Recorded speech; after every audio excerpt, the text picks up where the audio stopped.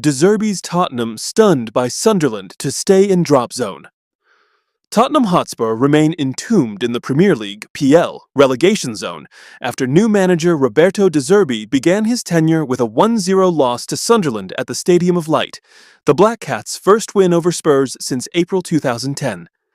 Spurs' first genuine chance of the De Zerbi era took just 5 minutes to manifest, but it bore the same frustrations associated with his tormented predecessor, as Randall Colorani's layoff to Richarlison inside the box saw the Brazilian all too tamely try a first-time effort into the far corner.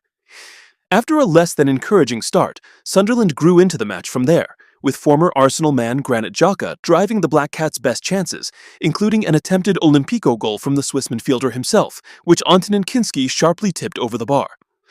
Overall, the Czech stopper looked like an entirely different person to the one that crumbled so horrifically against Atletico Madrid just a month ago. Most notably, he made 2 crucial saves to thwart Brian Brobby at close range, despite Spurs defenders failing to pick him up at the end of a Xhaka free kick on both occasions. Yet it would still be Spurs with the greater sense of resentment at HT, having also seen a penalty rescinded by VAR after a combination of Omar Alderete and Luke Onyen apparently brought down Muani inside the box. While Spurs had shown greater chemistry on the attack, there was still a sense that set pieces could be their undoing as the second half began.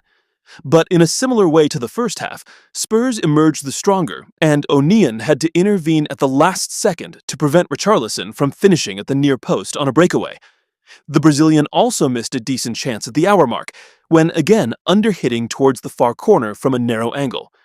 In typical Spurs style, that was met with the ultimate punishment almost instantly, with Nordi Mukiele firing Sunderland ahead.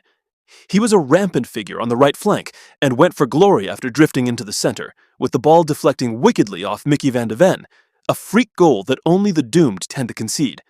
That might have sparked some kind of response, but having begun the weekend as one of just 3 teams yet to lose a PL game in which they'd scored first this season, Sunderland were in no mood to miss out on their first home points in 4 attempts, and Destiny Udogie twice had to be sharp to prevent a second Black Cats goal, firstly throwing Brobby off balance as he looked to receive a cross, before a goal line clearance on 88. Despite being granted 11 minutes of injury time to snatch a point or more, Spurs were unable to find a way through, though Pedro Porro saw a promising shot only just tipped over in the 7th minute of added time, and the final whistle brought that all-familiar sinking feeling to the Lily-Whites once again. Overall, there was a different feel to Spurs before HT, but the overriding sentiment is that there is insufficient time for them to make the necessary improvements to avoid a first relegation in 49 years. Next weekend's clash with Brighton now looks far bigger than either of their European finals played over the past 7 years, while Sunderland's hopes of a European finish have received a significant boost.